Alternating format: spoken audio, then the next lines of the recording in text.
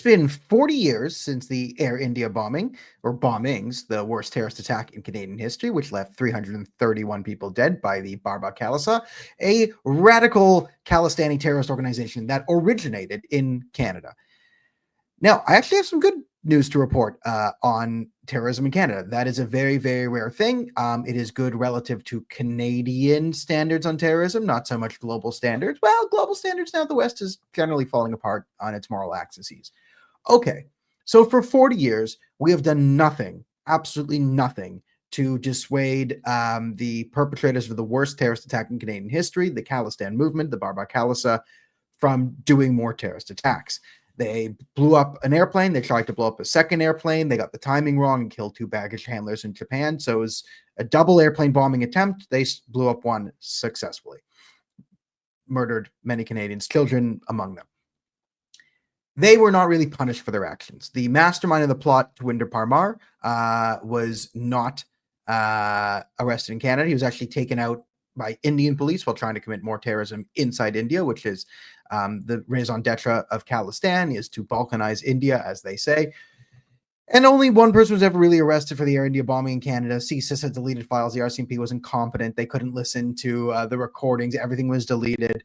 I'm not going to go into the specifics of the Air India bombing right now. There actually is a great event if you do want to learn the specifics. This Sunday in Toronto, the 29th, Sanjay Lazar will be in Toronto to give a presentation on the Air India bombing. You can register to that conference there, link in below. Okay. What the good news is, it looks like we actually might be starting to take this thing a little bit seriously. The 40th anniversary of the Air India bombing was very, very different from the 39th anniversary. So to recap where we were last year, I was there at Queen's Park where the Khalistanis attempted to surround the memorial and heckle the victims and their families. This is like, imagine if there was a 9/11 memorial for the victims and a group called Friends of Al-Qaeda came with Al-Qaeda flags to raise awareness for the real victims of 9/11 and the perpetrator, which is America, and, well, they probably say Israel too. They're lunatics. But that's essentially what went on.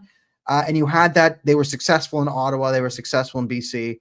You know, someone stopped them in Toronto. But there's that. If you look at what they were doing this year, there was only one little small, very small, half-hearted attempt at a counter-protest in BC. And this time the cops actually kept them away. And as we know in Canada, the cops only enforce rules when like the elite or the government want them. So the Palestinians can still run around and destroy the city, and Khalistanis could vandalize Hindu temples. But the tide seems to be turning. One of the big reasons the Conservative Party did so poorly is their inability to address the Khalistan movement and their capitulation to it. It brought them 0 votes and actually took some away. It seems like there was a red light on the Khalistan issue from HQ. Now it looks like there might be a green light. There might be a yellow light. Either way, 3 Conservative MPs have now named Khalistan and called it an extremist organization. Kostas Menankakis, who's very good on counterterrorism stuff and foreign interference and has been for a while, helped save the life of Canadian Iranian political activists. So a very respectable figure in foreign policy. Melissa Lantsman, the deputy leader of the Conservative Party, called out Khalistani terror elements for harassing and vandalizing Hindu temples. Good for her. They also vandalized the Gurdwara, by the way.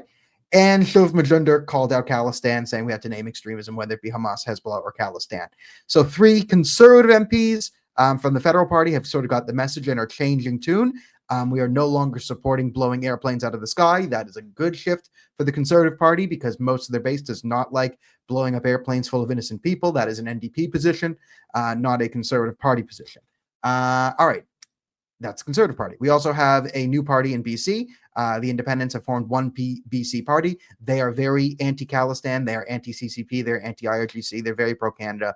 And they're very head is on straight on the gangsters and criminals and foreign interference terrorist organizations coming in. So you see in British Columbia, the heartland of Khalistan, there has now been a vocal political opposition to it. I've seen many other content creators. It's not just me talking about it. It's a lot of people are now noticing that lunatics running around waving swords are a bit crazy. So shout out to some OGs like Mocha, who's been there. But again, also Josh from the Elevate podcast had a very good segment on the Khalistani ambush of Modi politics, which got hundreds of thousands of views on YouTube. So Canadians are noticing, Canadian content creators, are noticing that the lunatics waving swords, whacking things with flip-flops are generally not reasonable Canadian people. Their English skills are poor. Their integration skills are even worse. So there's the Khalistan has sort of come out of a bit of a cover, and people don't like it. So you see now at the 40-year anniversary, they are really, really, really trying to push back, but they don't have the political legs. And here's the most important thing, all right? So my sources inside the Indian and Canadian government have both sort of confirmed this for me. The plane was blown up over Ireland. There's a memorial in Ireland they go to meet. So there's a delegation from Canada, a delegation from India, which were in Ireland. And around, people said to me, 50 RCMP officers were at the 40th anniversary. That's a message, okay? Canada is going to backtrack on this whole Khalistan thing. It looks like that the Khalistan faction is very Trudeau-centric and Jagmeet-centric. It might not be that Mark Carney cares so much about India, but it's a new power thing. He wants to bring in his guys, and I wouldn't be surprised if a lot of the Khalistani senior leadership is sort of culled out of the Liberal Party in a way and moved aside for Carney's people, because he does not need them. He's 15 points up in the polls right now. If the Khalistanis force him to an election right now and go into the Conservative Party, he'll win a majority. So the political incentives from Mark Carney are definitely towards centrism and not blowing up airplanes. And it's good to see that he's smart enough to be like, hey, blowing up an airplane is bad. I'm Mark Carney. This is a new, I'm not going to put on blackface and twerk around. Great improvement. I mean, most countries, if we say yes, the leader isn't dressing up in costumes and twerking on children, this is a market upgrade. But this is Canada, so let's take the victories where we can. And the evidence of this, CSIS is now listing Khalistan as a national security threat. So politically motivated violent extremism encourages people to establish political systems, structures, norms existing since the mid-1980s. The politically motivated violent extremism threat in Canada has manifested primarily through Canada-based Khalistani extremists seeking to use and support violent means to create an independent nation called Khalistan, largely within Punjab, India. Some Canadians participate in legitimate peaceful campaigns to support Khalistan movement. Nonviolent advocacies for independent state of Khalistan is not considered extremism. Only a small group of individuals are considered Khalistani extremists because they continue to use Canada as a base for the promotion, fundraising, or planning of violence, primarily in India. So CSIS has now come out and said for the first time post-Trudeau, yeah, there's a Khalistani threat. Again, Canada's leaders and our system is cult of personality, which means Mark Carney has given the okay for CSIS and the RCMP to list Khalistan. It likely means that's why the Conservatives took down their red light against criticizing Khalistan, because they are followers. Listen, just how American Republicans set the pace in America, because it's a fundamentally capitalist and conservative society. And the Democratic Party is a bunch of losers. Let's be honest. They're a bunch of losers with loser brain. The Liberals set the pace for Canada, as it's a very liberal-minded society, and our Conservative Party is made up of people with loser brain, followers, people scared of their own shadow, and so on and so forth. So it looks like tide has turned. I'm loading my "I told you so" gun to be used at all conservative establishment or events that I attend. It will be fully loaded, highly automatic, and weaponized. But that's okay. At least they're on the way here. And listen, to be fair to the Khalistanis too, the report also does list India as a matter of foreign interference. So they do say India is doing foreign interference in Canada. That is something they said. But as you see, there's a caveat to the listing of India and foreign interference.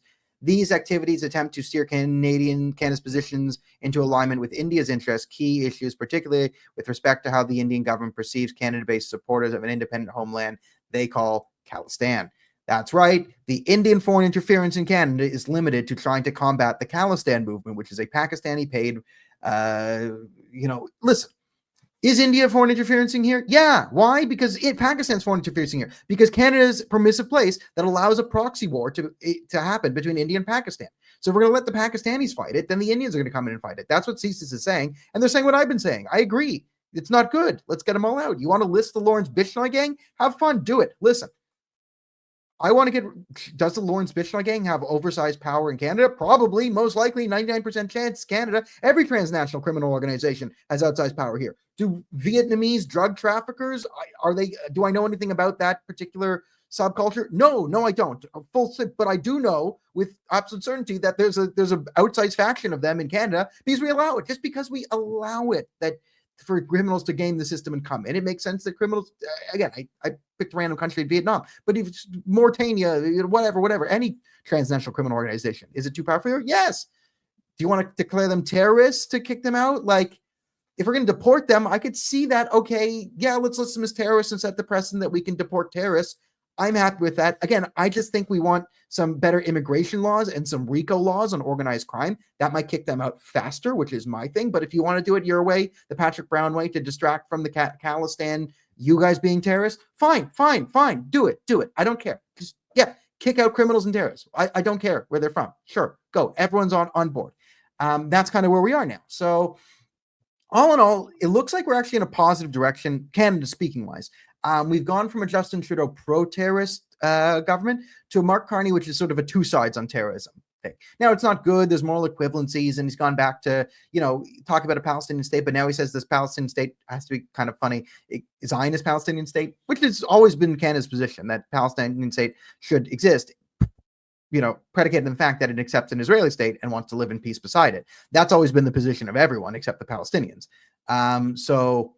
Or the Palestinian leadership, so to speak. So we're kind of going back to sort of normie center left 1990s views on politics and extremism. It's not great. It's not a great place to be. I wish we'd kind of progressed on this, but we were in Justin Trudeau, Jagmeet Singh fantasy land, pro-terrorist fantasy land. And now we're coming back out of it. So expect a lot of lunatics to be very, very mad at me in particular, because I was right about everything on the Khalistan India foreign interference issue. So if you want to hear more about foreign interference, I highly recommend you guys come out this Sunday. If you're in Toronto, I will be speaking on foreign interference and the Khalistan movement at the United Against Extremism conference put on by the Canada India Foundation and Tough Sikh. There will be, you can check the comments for more. There's a QR code. There's also a registered link. Register for the conference. Seats are filling up fast and it's almost full. So if you want to come see and spend some time, there'll be, sort of drinks and beverages provided. If you want to be part of this, so just register, make sure you register. You have to bring ID, you have to register.